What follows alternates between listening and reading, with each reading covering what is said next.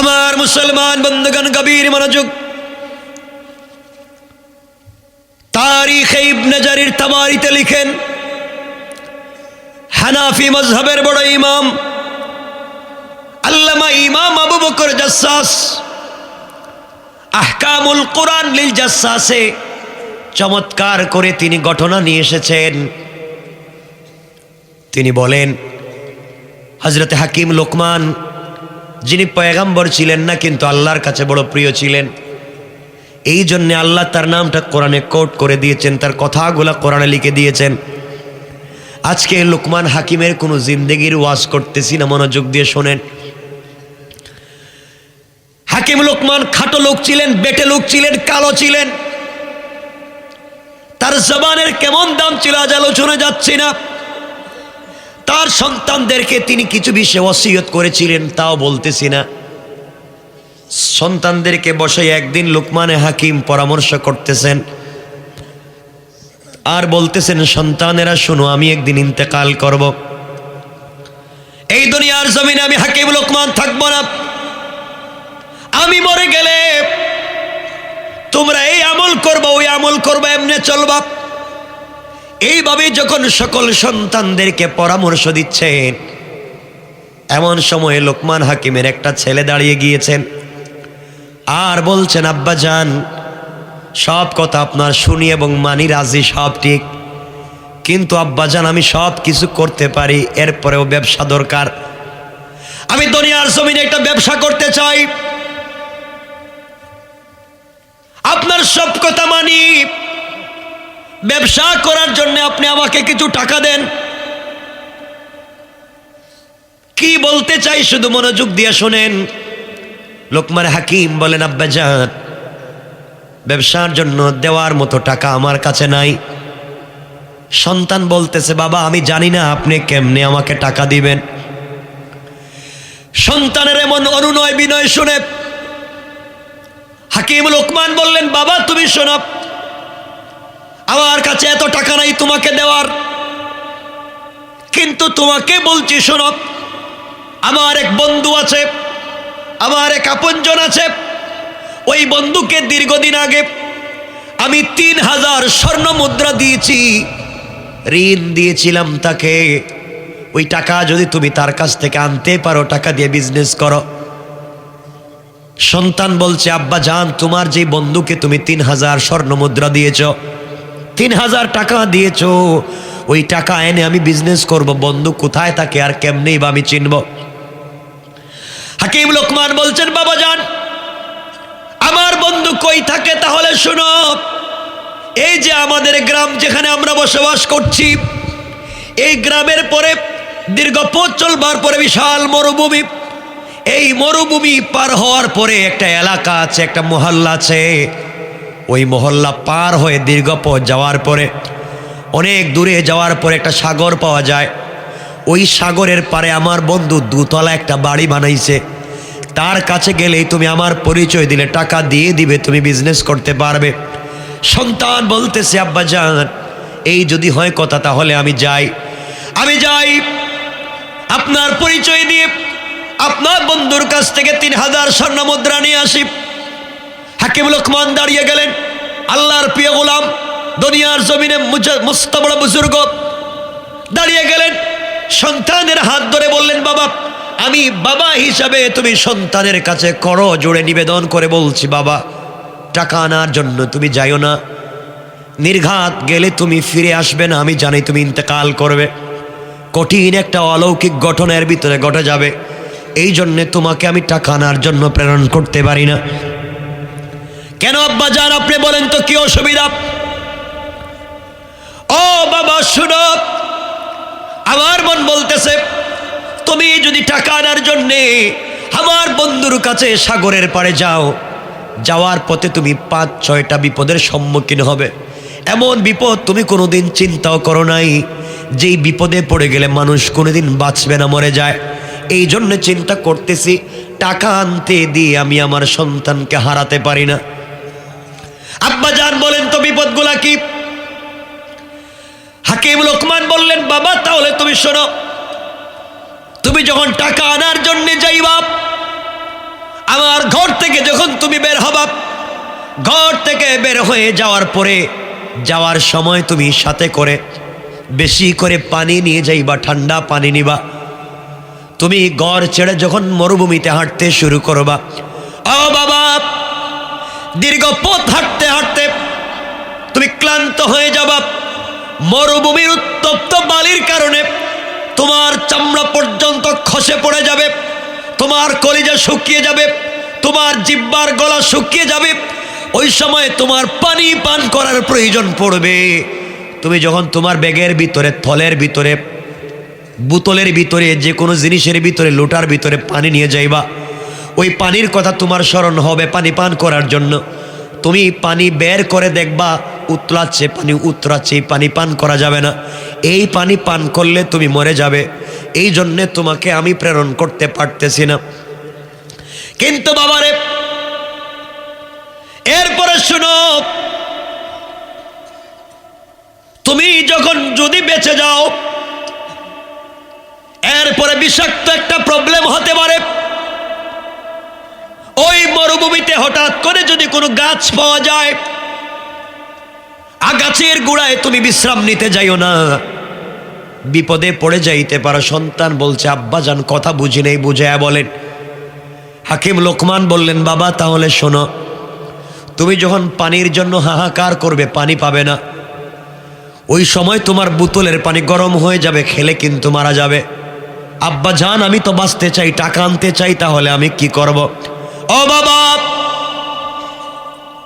ওই সময় তোমাকে একটা আমল আমি বলে দেব।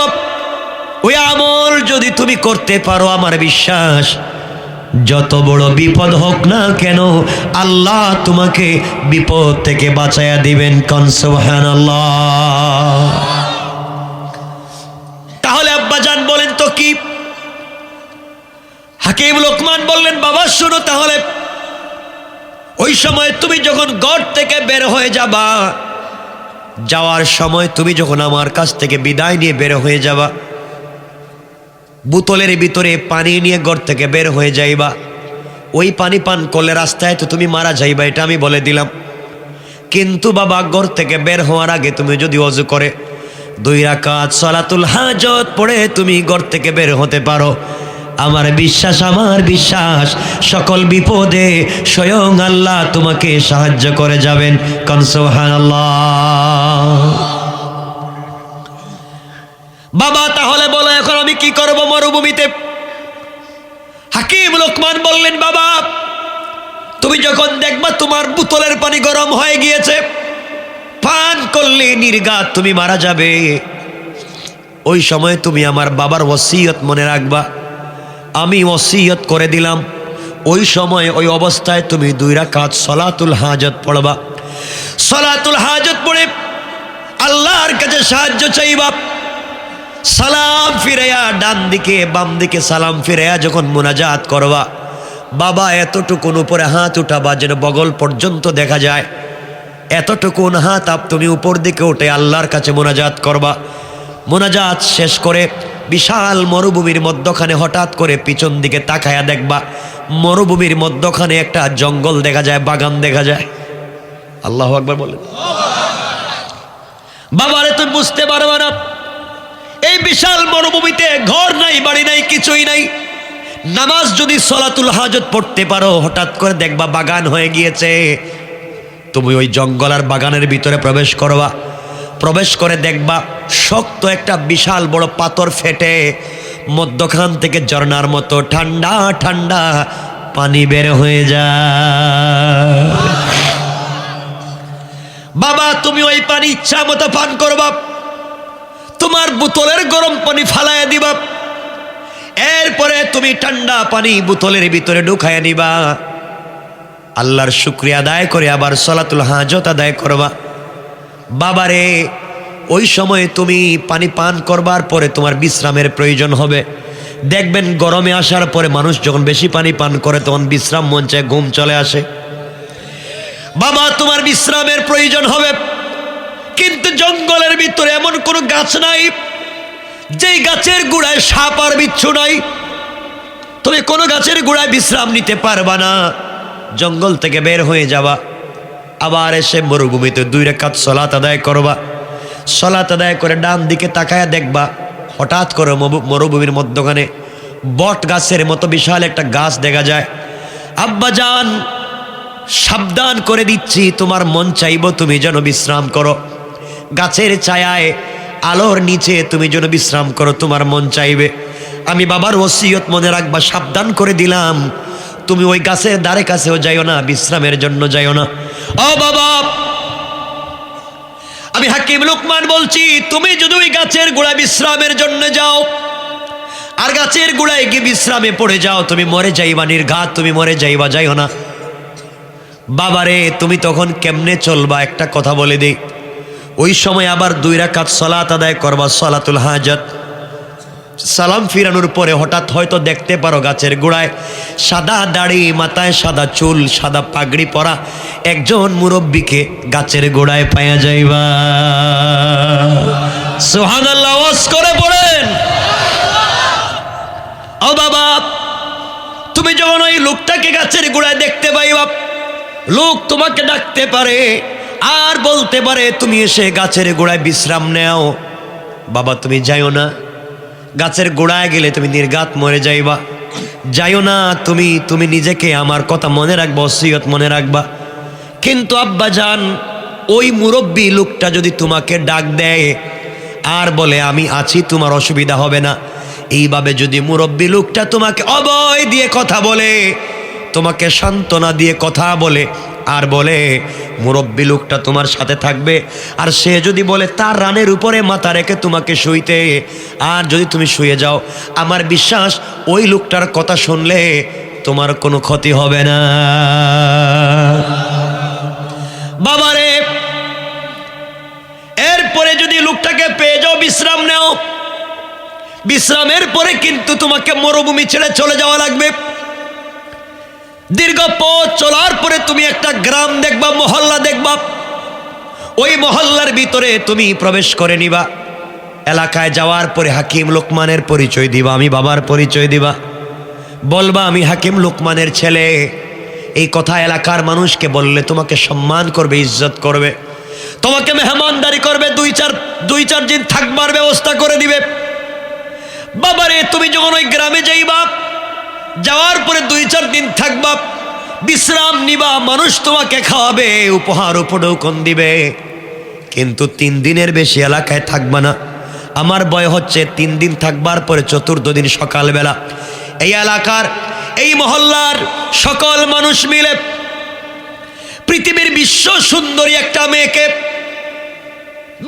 সুন্দরী একটা মেয়েকে তোমার কাছে নিয়ে আসবে বিয়ে করার জন্য।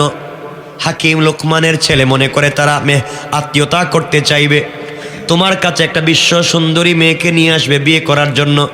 বাবা জোড়হাত করে আমি বাবা ওসিয়ত করে দিচ্ছি, সাবধান, মেয়ের চেহারার দিকে তাকালে তুমি পাগল হয়ে যাবা, মেয়ের বডির দিকে তাকালে পাগল হয়ে যাবা। এত সুন্দরী মেয়ে পৃথিবীতে তুমি আর দেখো নাই, দেখবাও না। এই সুন্দরী মেয়ের সুন্দরের প্রেমে পাগল হয়ে তুমি যদি আমি বাবার ওসিয়ত ডিঙ্গাইয়া বিয়ে করো, আমার বিশ্বাস বিয়ে করলে তুমি বাসর রাত্রে মারা যাইবা। বাবা আমি তোমাকে বলে দিচ্ছি, নির্ঘাত মরে যাইবা, মহাবিপদে পড়ে যাইবা। এজন্য তুমি বাবা সন্তানকে বলছি টাকা আনার জন্য যাইও না। বাবারে আরেকটা কথা বলে দেই, বিশ্ব সুন্দরী মেয়েটাকে তোমার কাছে যদি ওরা বিয়ে দিতে চায়, মনে রাখবো যে গাছের গোড়ায় থাকাকালীন সময় যেই মুরব্বী লোকটা তোমাকে ডেকে তার প্রাণের উপরে ঘুমাতে দিয়েছিল, এই লোকটাকে যদি ফুসলাইয়া কথা বইলা বুঝাইয়া তোমার সঙ্গে সফরের সাথী বানাতে পারো, সফরের সাথী বানাইয়া তাকে সাথে নিয়ে যদি গ্রামে যাও, তাহলে সকল কাজে সকল সমস্যায় পড়ে 2 রাকাত সালাত আদায় করে আল্লাহর কাছে বিপদ মুক্তির দোয়া চাইবা। আর ওই মুরব্বী লোকটার পরামর্শ মতে চলবা, লোকটা যা বলবে তাই মানবা। আমার বিশ্বাস এই লোকের পরামর্শ মতো চললে দুনিয়ায় কোনো বিপদ হবে না। কোন সুবহানাল্লাহ। বাবারে শোনো, তোমাকে বলে দিচ্ছি, সাবধান, আবারও বলে দিচ্ছি, মেয়েটাকে বিয়ে করবা না। যদি তুমি বিয়ে না করো আর বেঁচে যাও, 3 দিন থাকবার পরে তুমি সাগরের পারে চলে যাইবা। দীর্ঘ পথ চলবার পরে ওখানে যাওয়ার পরে বিশাল সাগরের পাড়ে দেখবা দুতলা একটা বাড়ি, আমার বন্ধুর বাড়ি। তার কাছে গিয়ে আমার পরিচয় দিবা, আমার পরিচয় দিলে তোমাকে টাকা দিবে, কিন্তু বাবা সোজা দিবে না। এই জায়গায় আমার সব থেকে কষ্ট এবং ব্যথা এবং ভয়ের জিনিস। আব্বা জান, তুমি যখন টাকা চাইবা, ওই লোকটা নিমক হারাম, দুনিয়ার হাজার হাজার মানুষের কাছ থেকে ঋণ নিছে, কাউকে ঠিক মতো ঋণ দেয় না। ঋণ চাইতে গেলে, ঋণের টাকা চাইতে গেলে সে বলে রাত্রবেলা থাকো, সকালবেলা টাকা দিব, ওই কথা বলে রাত্রে রেখে দেয়, রাত্রবেলা হত্যা করে সকালবেলা লাশ হয়ে যায়। এই জন্যে বাবারে আমি তোমাকে যাইতে নিষেধ করতেছি। তুমি যখন যাওয়ার পরে টাকা চাইবা, ওই আমার বন্ধু কিন্তু তোমাকে টাকা দিবে না। টাকা না দিয়া বলবে, আমার বন্ধুর ছেলে এসেছো ভাতিজা, আজকে থাকো, আগামীকালকে তোমাকে টাকা দিয়ে বাবার কাছে পাঠায়া দেব। আমার জানা মতে, আমার বিশ্বাস মতে, যেই লোকটা তার বাড়িতে এক রাত্র থাকবে, সকালবেলা মারা যায়, লাশ হয়ে যায়, আজ পর্যন্ত পৃথিবীর কোনো মানুষ ঋণ চাইয়া তার কাছ থেকে ফিরে আসতে পারে নাই। এই জন্যে বাবা আমার ভয় হয়, তুমি যাইও না, গেলে তোমাকে আমি হারিয়ে ফেলবো। কিন্তু বাবারে চলার পথে ওই মুরব্বী লোকটাকে সাথে করে যদি নিয়ে যাও, আর ওই লোকটা যদি তোমার সাথে ওই বাড়ি পর্যন্ত পৌঁছে যায়, লোকটা যদি পরামর্শ দেয়, লোকটার পরামর্শ মতে যদি তুমি থাকো, আমার বিশ্বাস লোকটার সাথে থাকলে আর তার পরামর্শ মতো চললে, বিপদে পড়ে 2 রাকাত সালাত আদায় করলে, আমার বিশ্বাস তোমার কোনো বিপদ হবে না। এত কিছু বলবার পরে আমি বাবা তোমাকে আবারও বলছি, বাবা তুমি সাবধান, তুমি যাইও না, আমার কাছে থাকো। সন্তান বলতেছে, আব্বা জান, সব যেহেতু বলছেন, আপনি সব দুঃখের কথা বলছেন, বিপদের কথা বলে দিয়েছেন, পাশাপাশি আমাকে বলে দিয়েছেন আমি যদি সলাতুল হাজত পড়ে ঝামেলা হবে না। ও বাবা, তুমি যে আল্লাহর প্রতি বিশ্বাস রাখো, যে আল্লাহকে তুমি ভালোবাসো, আমিও সেই রবকে ভালোবাসি, বিশ্বাস করি, আমিও তোমার কথা মতো সলাতুল হাজত পড়ে ঘর থেকে বের হব। আমার বিশ্বাস এই নামাজের বরকতে আমার কোনো ক্ষতি হবে না। কোন সুবহানাল্লাহ। কষ্ট হচ্ছে আপনাদের? 12:30 হয়ে গেছে। কে ভাই, শেষ করে দেবো, লম্বা করবো না। যেখানে শেষ ওখানে শেষ করে দিব, লম্বা করবো না। 12:30 হয়ে গেছে, উঠবেন না, আমি একটা জায়গায় নিয়ে শেষ করবো। আবার 2টা কেন, তাহলে বলেন না ফজর পর্যন্ত, কালকেও আছি আমি। আমার মুসলমান বন্ধুগণ, গভীর মনোযোগ। হাকিম লোকমানের ছেলে 1 বোতল, বড় বোতলে পানি নিলেন। উঠেন কেন? প্রস্রাব কি? আমি এতক্ষণ প্রস্রাব করলাম না, প্রস্রাবে দৌড়ে যেতে পারবেন না এখন। আমার মুসলমান বন্ধুগণ, গভীর মনোযোগ। হাকিম লোকমানের ছেলে বোতলের ভিতরে পানি নিলেন, জায়নামাজ বিছালেন, 2 রাকাত সালাত আদায় করলেন, আল্লাহর কাছে বললেন, আল্লাহ তাআলা, বাবার ওসিয়ত মতো সলাতুল হাজত পড়লাম, ঘর থেকে বের হয়ে যাচ্ছি। আল্লাহ, আমি জানি বিপদের কথা বাবা বলেছেন, ভুল হবে না, কিন্তু নামাজ পড়ে আমার জিন্দেগিকে তোমার কাছে হাওয়ালা করে দিলাম, আমার জিম্মাদার তোমাকে বানাইয়া নিলাম। আয় আল্লাহ তাআলা, বাবার কাছে ফিরে না আসা পর্যন্ত তুমি আমার উপরে বিপদ দিও না।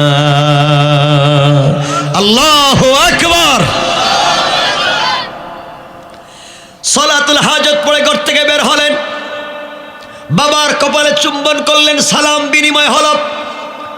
ঘর থেকে বের হয়ে দীর্ঘ পথ চলতে লাগলেন।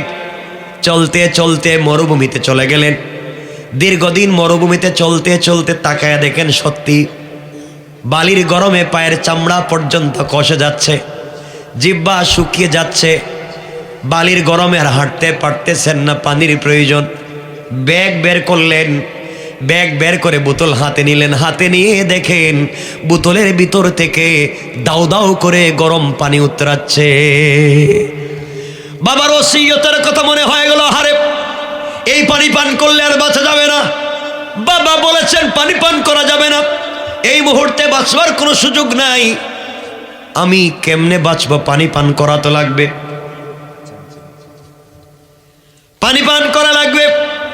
2 রাকাত সালাতুল হাজত পড়লেন, আল্লাহর কাছে কান্নাকাটি করে বলেন, আল্লাহ তাআলা, নামাজ তো পড়েছি, তুমি বলেছ নামাজ পড়ার জন্যে, তুমি বলেছ বিপদে পড়লে গোলাম তো আমার নামে নামাজ পড়ে। কোরআনে কারিমে আমার আল্লাহ বলছেন ওয়াল্লাযীনা ইয়াবিতুনা লিরাব্বিহিম সুজদাও ওয়া কিয়ামা। আল্লাহ রাব্বুল ইজ্জত ওয়াল জালাল বলছেন গোলাম বিপদে পড়ে যখন সিজদায় গিয়ে রুকুতে গিয়ে আমি আল্লাহকে ডাক দিবে, ডাক দিতে দেরি হয়, আমি আল্লাহ আমার গোলামের কাছে চলে আসতে 1 সেকেন্ডও দেরি হয় না। কোন সুবহানাল্লাহ। লোকমান হাকিমের ছেলে 2 রাকাত সালাত আদায় করলেন, আল্লাহর কাছে বললেন আল্লাহ পানির ব্যবস্থা করে দাও, মরুভূমিতে বিপদে পড়ে গিয়েছি। সালাম ফিরাইয়া ডান দিকে তাকায়া দেখেন মরুভূমির মধ্যখানে হঠাৎ করে বিশাল বড় বাগান। আল্লাহু আকবার। বাবার ওসিয়ত মিলতেছে। বিশাল বাগান, জঙ্গল, জঙ্গলের ভিতরে ঢুকে গেলেন। জঙ্গলের ভিতরে প্রবেশ করে দেখেন বিশাল বড় একটা পাথর দেখা যায়, আর পাথর ফেটে সুন্দর করে ঝর্ণার মতো পানি পড়ে। শুকরিয়া আদায় করলেন, চোখের পানি ছাড়লেন, 2 রাকাত সালাতুল হাজত পড়লেন, পানি পান করলেন, বোতল ভরলেন আর আল্লাহর শুকরিয়া আদায় করলেন। পানি পান করবার পরে জঙ্গলের দিকে তাকায়া দেখেন সব গাছের গোড়ায় গোড়ায় সাপ।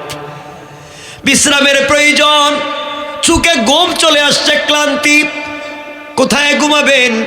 আবার 2 রাকাত সালাতুল হাজত আদায় করে জঙ্গল থেকে বের হয়ে গেলেন। ঘুম পাচ্ছে, ঠান্ডা পানি পান করেছেন, হাঁটতে পারতেছেন না। হঠাৎ করে ডান দিকে তাকায়া দেখেন বিশাল বড় বট গাছের মতো একটা গাছ দেখা যায়। তাকায়া দেখেন তিনি গাছের নিচে, তো এতক্ষণ তিনি গাছের নিচে বিশ্রাম করার চিন্তা করলেন। হঠাৎ মনে পড়েছে বাবা বলেছেন গাছের নিচে বিশ্রাম করলে বাঁচবো না, মরে যাব। বিশ্রাম করতে চাচ্ছেন না, চলে যাচ্ছেন। হঠাৎ করে গাছের পিছন দিকে তাকায়া দেখেন একজন গাছের পিছনে একজন মুরব্বি বসা। আল্লাহু আকবার। আল্লাহর নামের তাসবিহ পড়ে জিকির করে ডাক দিয়ে বলে বাবা আমার দিকে তাকাও কেন, এদিকে আসো। হাকিম লোকমানের ছেলের মনে পড়ে গেল বাবা বলছেন ডাকলেই যাওয়া যাবে না, আগে চিনতে হবে, নচেত বিপদ আছে। তিনি বললেন আমার বাবা নিষেধ করেছেন, গাছের গোড়ায় যাওয়া যাবে না, গেলেই মরণ। মুরব্বী লোকটা বলছে তোমার বাবার নাম কি? আমার বাবার নাম হাকিম লোকমান। তোমার বাবা কি এই কথাও বলে দেয় নাই যে মুরব্বী লোকটা যদি বলে তার ডাকে সাড়া দিলে বিপদ হবে না? এই কথা কি বলছে?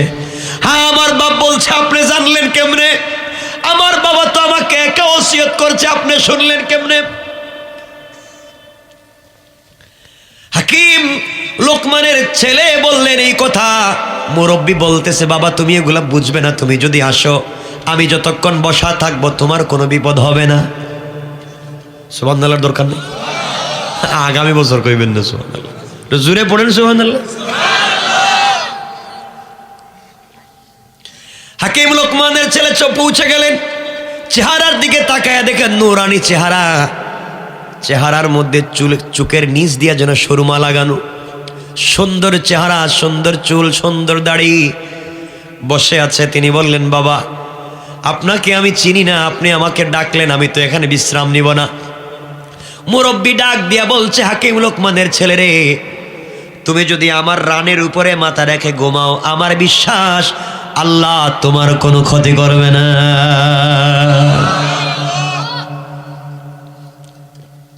হাকিম লোকমানের ছেলের মনে পড়ে গেল বাবা বলেছেন ওর প্রাণে মাথা রাখলে অসুবিধা নাই। তিনি ঘুমিয়ে পড়লেন। দীর্ঘদিন পর্যন্ত রাস্তায় চলাফেরা করেছেন, এই জন্য ক্লান্ত, তাড়াতাড়ি তার ঘুম লেগে গিয়েছে। ঘুম লাগার কিছুক্ষণ পরে গাছের উপর থেকে বিশাল বড় একটা বিষাক্ত সাপ নেমে গেছে। নেমে কোনো কথা নাই, হাকিম লোকমানের ছেলের মাথায় অথবা পায়ের কোনো একটা জায়গায় আঘাত করেছে, দংশন করেছে, বিষ দিয়ে ফেলেছে, গোটা বডি কালো হয়ে গিয়েছে, অজ্ঞান। মুরব্বী চিন্তা করলেন এই ছেলে তো আমার উপরে বিশ্বাস রেখে আমার রানের উপরে মাথা রেখে শুয়ে পড়েছে, তার কোনো ক্ষতি হবে না, সে জানতো তার বাবা ওসিয়ত করেছেন। তাই এখন যে লোকটার ক্ষতি হলো আমি কি জবাব দিব যদি বিপদ হয়ে যায়? তিনি কোনো কথা না বাড়িয়ে সাপটাকে ধরে ফেললেন। সাপকে ধরে বললেন, বেয়াদবরে, তোকে বাঁচতে দিব না, যে জায়গার থেকে তুই বিষ দিছস ওই জায়গার থেকে বিষ নিয়ে যা। টান দিয়ে বুকের মধ্যে ধরে লাগায় রাখলেন। সাপ টাইনা টাইনা বিষ নিয়ে গিয়েছে। বিষ নিয়ে যাওয়ার পরে সাপটাকে দেখলেন কি করা যায়। হঠাৎ করে দেখেন হাকিম লোকমানের ছেলের ব্যাগের ভিতরে ছুরি আছে, চাক্কু আছে, বটি আছে, দাও আছে। চাক্কু পাওয়া গেল। আস্তে করে সাপটাকে কেটে 2 টুকরা করে দিলেন। 2 টুকরা করে লেজের অংশটুকুন জমিনের ভিতরে ফালাইয়া দিলেন। মাথার অংশটুকুন হাকিম লোকমানের ছেলের ব্যাগের ভিতরে ঢুকাইয়া দিলেন। এটাই হচ্ছে কৌশল। আল্লাহ বলছেন, ওয়া মাকারু ওয়া মাকারাল্লাহ ওয়াল্লাহু খায়রুল মাকিরিন। এই ওয়াজ করতে গেলে আর অনেক লম্বা।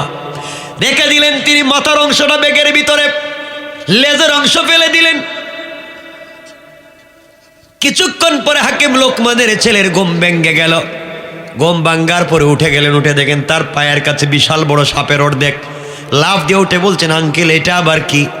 বাবা তোমাকে সাপে দংশন করেছিল, এই জন্য আমি হত্যা করে 2 টুকরা করে ফেলে দিয়েছি।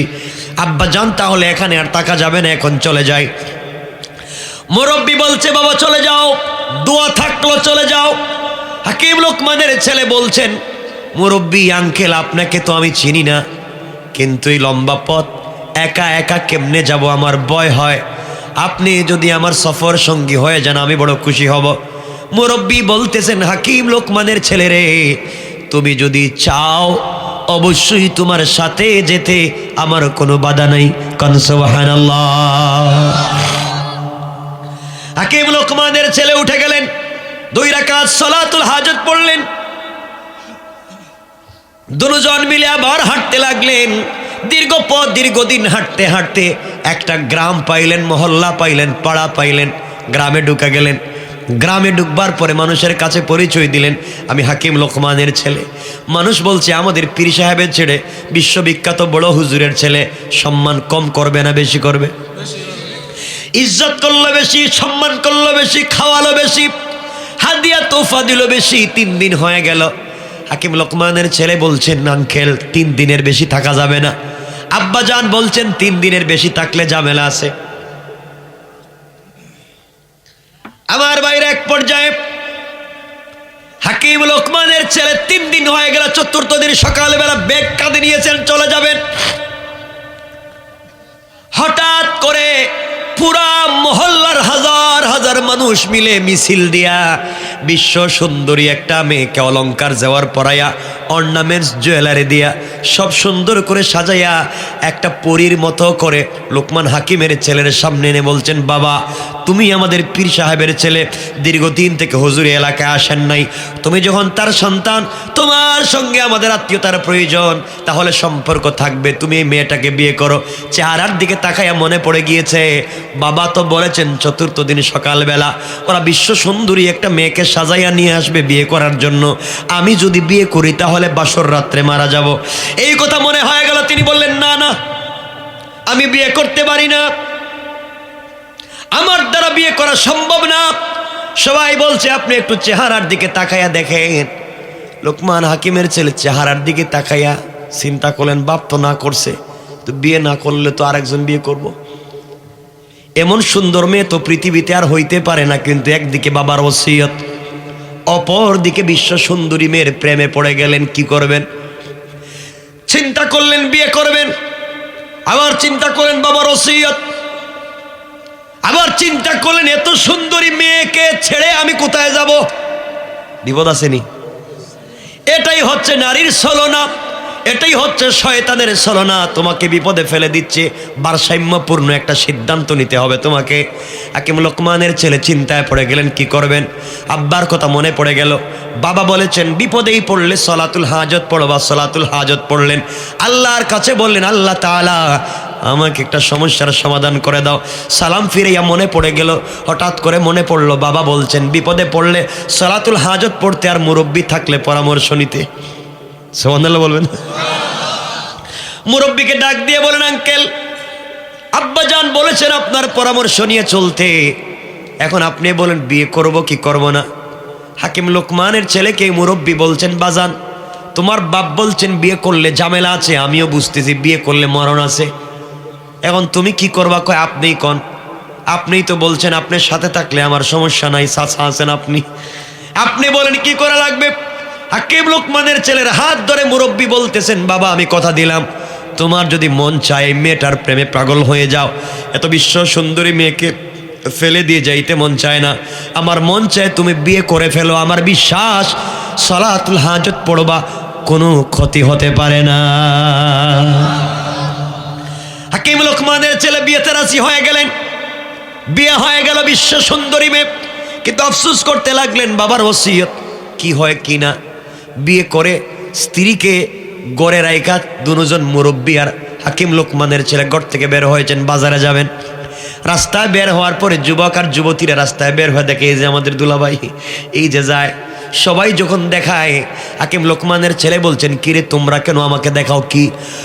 সবাই দাঁড়িয়ে বলছে, ও যুবক তোমার মতো বেওকুফ, তোমার মতো আহাম্মক, তোমার মতো মূর্খ যুবক আমরা আর জীবনে দেখি নাই, তুমি আমাদের কাছে পরিচয় দিয়েছ হাকিম লোকমানের ছেলে, তোমার কাজকর্মে তো তা মনে হলো না। কেন মনে হলো না? আমরা বলতে চাচ্ছি তুমি আজকের পরে আর বাঁচবে না, সকালবেলা তুমি মরে যাবে, সকালবেলা তোমার লাশ পাওয়া যাবে। লোকমান হাকিমের ছেলে বললেন, ব্যাপার কি তোমরা বলো তো, আমি কেন মরে যাব? এলাকার মানুষ ডাক দিয়ে বলছে, হাকিম লোকমানের ছেলেরে, তুমি যেই মেয়েটাকে বিয়ে করেছ বিশ্ব সুন্দরী মেয়ে, এত স্মার্ট, এত স্ট্রাকচার সুন্দর ডিজাইন করা, এমন সুন্দর মেয়ে হয়তো পৃথিবীতে আর নাই, কিন্তু এই মেয়েটার তোমার আগে আরো 9টা বিয়ে হয়েছে। কয়টা হয়েছে? আপনি 10 নম্বর। এই মেয়ের আগে 9টা বিয়ে হয়েছে, 9টা পুরুষ তাকে বিয়ে করেছে, কিন্তু যেই ছেলে মেয়ের সঙ্গে মেলামেশা করার জন্য বাসর রাত্রে ঘরে গিয়েছে, মেলামেশা তো হয়েছে কিনা জানি না, সকালবেলা তার লাশ পাইছি, 9টা লাশ আমরা পাইছি, 9টা মারা গেছে, তুমি 10 নম্বর। এই জন্য বললাম তোমার মতো আহাম্মকার নাই, কালকে বেলা তো 10 নম্বর লাশ তোমার লাশ পাওয়া যাবে। হাকিম লোকমানের চেয়ে আশ্চর্য হয়ে গেলেন, আমার বাবা তো এই কথা বলেছিলেন বিয়ে করলে বাসর রাত্রে মরা লাগবে, এখন তো দেখতেছি এই মেয়েটাকে মনে করছিলাম বিয়েই মনে করে নাই, এর আগে 10টা খাইছে, 9টা, এখন আমি 10 নম্বর, কি বিপদে পড়লাম। চিন্তায় পড়ে গেলেন, কানতে লাগলেন, বাবার ওসিয়তের কথা মনে পড়লো। বাবা কোন জিনিস বুঝেন, বাবা যে বলে দিলেন। লোকমান হাকিমের ছেলের মনে পড়ে গেল, বাবা বলছেন যত বিপদ হোক না কেন সালাতুল হাজত পড়লে আল্লাহ বিপদ থেকে মুক্ত রাখবেন। 2 রাকাত সালাতুল হাজত পড়লেন আর কাঁদলেন আর বলেন, আল্লাহ তাআলা ভুল তো করে ফেলেছি, ইল্লাল্লাযীনা তাবু ওয়া আসলাহু ওয়া বায়্যানু, তওবা করলাম, ইসলাহ হইলাম, তোমাকে মানলাম, বলো কি করব? তুমি তো বলছো মাফ শুধু করবা না, ফিরে সব আমল নামায় সওয়াব লিখে দিবা। আল্লাহ তাআলা এখন বাঁচাও। সালাম ফিরানোর পরে মনে পড়ে গেল মুরব্বীর কথা, এই মুরব্বীও তো আমারে বলছে কিছু হবে না, এখন যে বিপদ। আঙ্কেল রে জোড়া, এখন আঙ্কেল ভাগেন, রাত্রের আগে ভাগেন, নাইলে আমার লাশ সেখানে থাকবে, আমার যে আর কেউ নাই। আমার বাপ এক দেশে, আপনি কি বুদ্ধি দিলেন? এখন যে বিয়ে করছি, এদিকে যাকে বিয়ে করছেন এই মহিলা পুরো এলাকায় গোয়েন্দা লাগাই দিছে যেন আমার 10 নম্বর স্বামী ভাগতে না পারে। মহাবিপদ আসেনি, স্বামী যেন ভাগতে না পারে, আজকে রাত্রে আমার সঙ্গে ফুল সজ্জা মেলামেশা করতেই হবে। হাকিম লোকমানের ছেলে বিপদে পড়ে গেলেন, মুরব্বীকে বলেন, আঙ্কেল আমি এখন কি করব, কোথায় যাব, কি যে বিপদে পড়লাম। মুরব্বী বলছেন, বাবা টেনশন করিস না, সালাতুল হাজত পড়, আর আমি তো আছি, আমার বিশ্বাস আল্লাহ তোকে ভুলে যাবে না। রাত্র গভীর হয়ে গেল, তাদের আমাদেরও সমান সমান, তাদের বাসর রাত আর আমাদের ওয়াজের রাত, এজন্য আমরা সংক্ষেপ করে নিচ্ছি। রাত্র 1টা। সোলো কিটাকে মেশিন পাইছেন না কিছু? কতক্ষণ চলতেছে হিসাব আছে? আমার বন্ধুগণ গভীর মনোযোগ। এক পর্যায়ে মুরব্বী বলছেন, বাবা রাত্র তো হয়ে গেছে, বছর রাত্রে যাওয়া লাগবে। যাওয়া তো লাগবে আঙ্কেল, কিন্তু লাশ তো সকালেই পাওয়া যাইব, কারণ বাঁচান আমারে, পায়ে ধরছে, বাঁচান। মুরব্বীও চিন্তা করে এখন কি করি, সবাই তো কইতেছে মরে যাইব। আল্লাহ রাব্বুল ইজ্জত ওয়াল জালাল তার হিকমতপূর্ণ কোরআন দিয়েছেন, হিকমতপূর্ণ ভাষা ব্যবহার করেন। রাত্র গভীর হয়ে গেছে, হাকিম লোকমানের ছেলেকে মুরব্বী বলতেছেন, বাবা বাসর রাত্রে যখন যাইবা অজু করে 2 রাকাত সালাতুল হাজত পড়ে যাইবা। হাকিম লোকমানের ছেলে কয়, আঙ্কেল আমি এখানে, আপনিও যাওয়া লাগবে। কয় বেটা বাসর রাত্রে কি আরেকজন যায় নাকি, আমি তো বাইরে আসছি, তুই যা। আঙ্কেল আমি তো মরে যাবো গেলে, 9টা শেষ, আমি 10 নম্বর। হাকিম লোকমান ছেলে বললেন, আঙ্কেল আমি যাচ্ছি, কিন্তু আপনি খবর রাখবেন সালাতুল হাজত পড়ে চলে যাচ্ছেন। হাকিম লোকমানের ছেলে বললেন, আঙ্কেল আমি কি যাব? মুরব্বী বলছেন, আমি যে পরামর্শ দিই কান খাড়া করে শোনো। আঙ্কেল বলেন, কি করা লাগবে? বাবা তুমি যাও ঘরের ভিতরে, যাওয়ার পরে ওই মেয়েটা তোমাকে জড়াইয়া ধরবে, বাধ্য করবে তোমার সঙ্গে মেলামেশা করার জন্যে, তোমাকে পাগল করে তুলবে, তার সঙ্গে যেন মেলামেশা করো। কিন্তু বাবা সাবধান করে দিলাম, মেয়ের প্রেমে পড়ে মেয়েটাকে দেখেই যেন মেলামেশার জন্য পাগল না হও। আমার কথা শুনবা, নাইলে কিন্তু মরণ লাগবে। বাসর রাত্রে লাশ পড়বে, ভালো করে বুঝো। আঙ্কেল খন যা কইবেন শুনতে রাজি, কিন্তু আজকের রাত্রে বিপদ থেকে বাঁচান, কালকে রাত দিন হইলেই ভাগুম এলাকা সাইডা, তা আজকে রাত্রে বাঁচান। ঠিক আছে, তুমি বছর রাত্রে ঘরে ঢুকলে মেয়েটা পাগল হয়ে তোমার সঙ্গে মেলামেশা করতে চাইবে, কোনোভাবেই মেয়েটাকে কোনোভাবেই সুযোগ দিবা না। আঙ্কেল তাইলে কি করব যদি জোর জবরদস্তি করে? না না শোনো, তুমি বলবা ঠিক আছে ওয়েলকাম, আমি রেডি হচ্ছি, তুমি রেডি হও। বলে আঙ্কেলের পরে যদি মারামারি আরম্ভ হয়ে যায়, এরপরে যদি মারামারি শুরু হয়ে যায়, না শোনো কি বলছি, ওই সময় আধা ঘন্টা তুমি শুধু ওই মহিলার সঙ্গে কথা বলবা, তুমি আমাকে চিনো, আমি তোমাকে চিনি, এইভাবে টাইম পাস করবা, কিন্তু মেলামেশা করবা না। সাবধান, কাছে বসলেও দূরত্ব বজায় রাখবা। আঙ্কেল যদি মায়ের শুরু করে, 9 জন পারে নাই, আমি একা আজকে কি পারো? ঠিক আছে সব ঠিক, তুমি শোনা। আধা ঘন্টা পরে তুমি বলবা, স্ত্রী রে অবশ্যই তোমাকে ওয়াদা দিলাম মেলামেশা করব, কিন্তু আমার পেটে কামড় দিছে, আমি ওয়াশরুমে যাবো, বাথরুমে দরকার।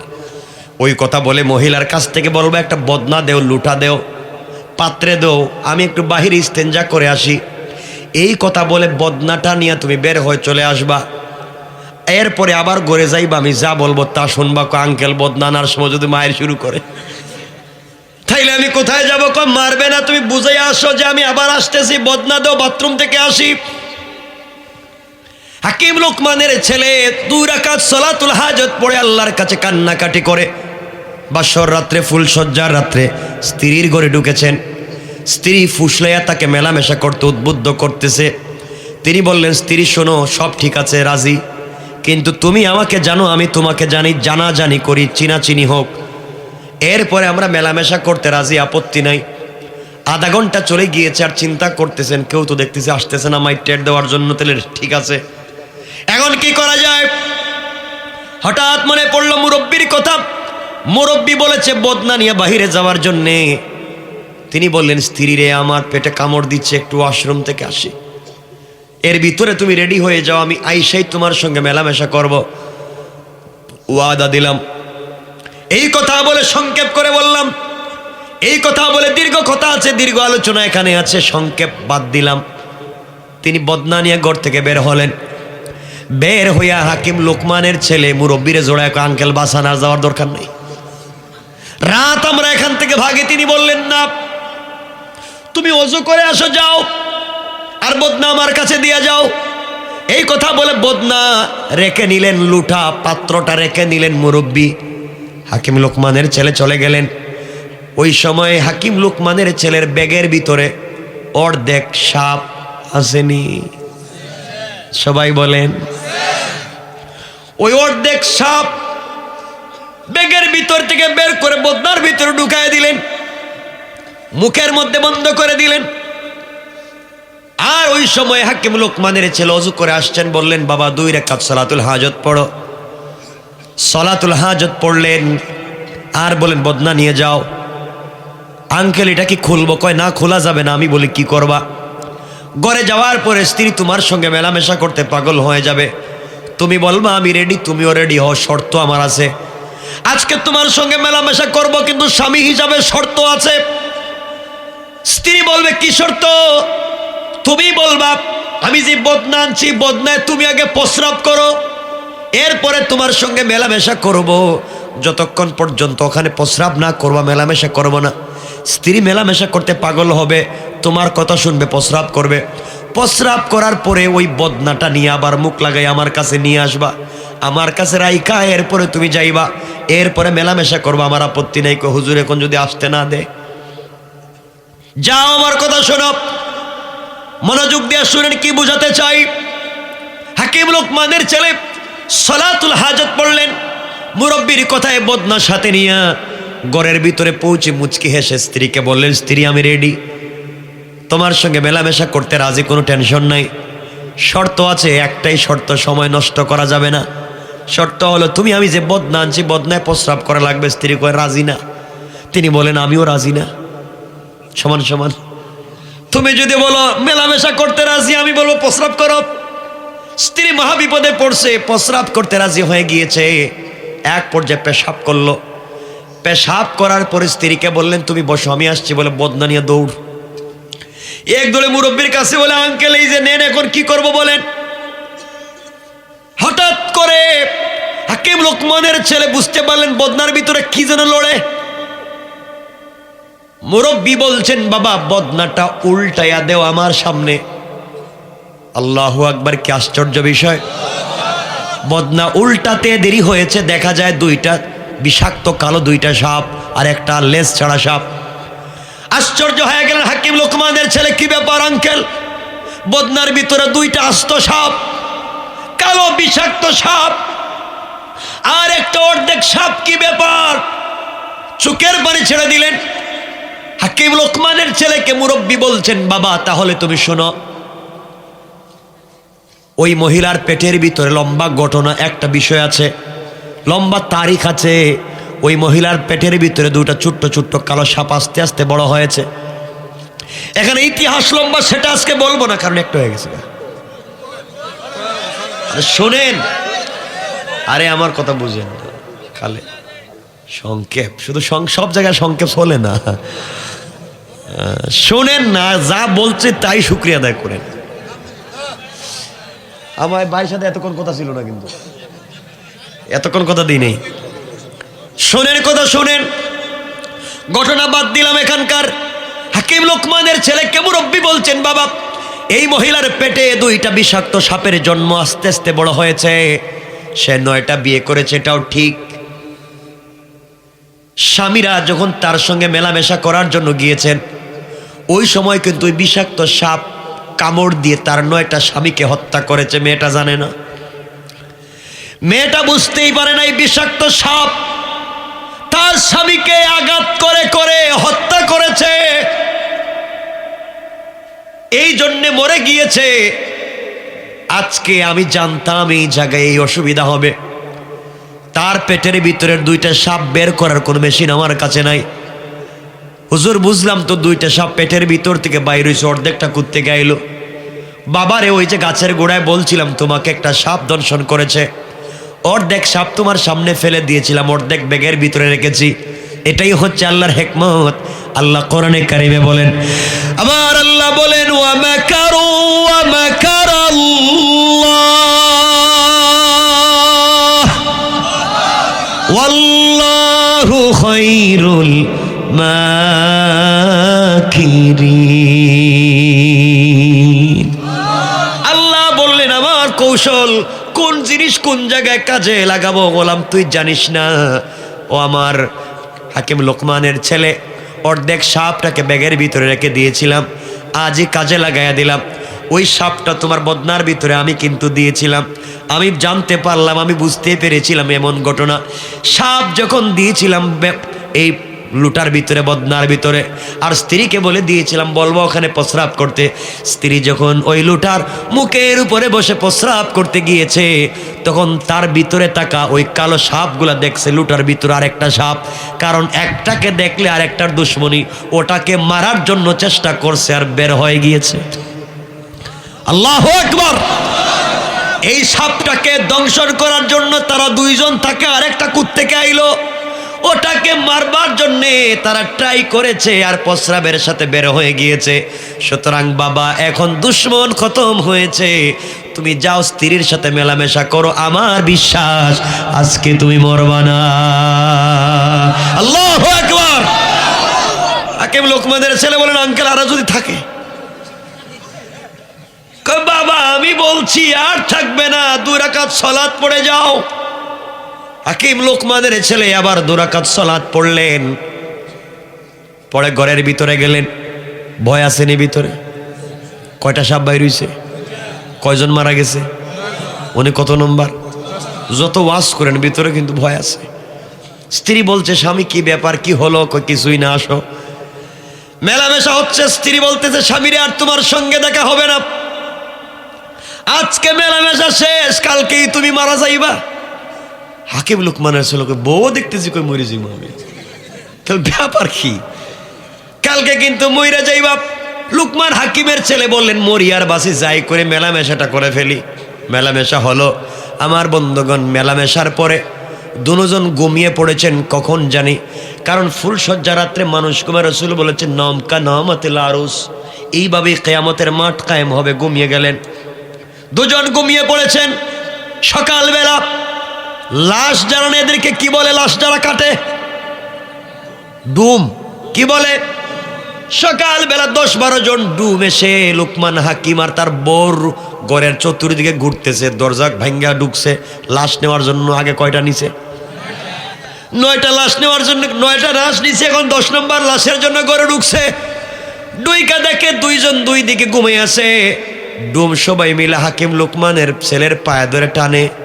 উনি তাকায় দেখে টানতেছে, কয় টানোকে? ওরা কই খিরি এটা মরে নাই দেখি জিতা, এটা কি মানুষ না জিন্নাত? দৌড়। ডুম বারোয়া দৌড়ার কয় ভাই যাইও না, আজকে এটা মরে নাই, এটা মানুষ না জিন্নাত। এই ঘরে কেউ ঢুইকো না, পুরো এলাকায় খবর হয়ে গিয়েছে হাকিম লোকমানের ছেলেকেরা জিন্নাত বানায় ফেলাইছে, এটা মানুষ না, এটা মরে নাই। বউ ঘুম থেকে উঠে দেখে লুকমান হাকিমের ছেলে নড়ে করে, বাবা আজকে দেখি এটা মরে নাই।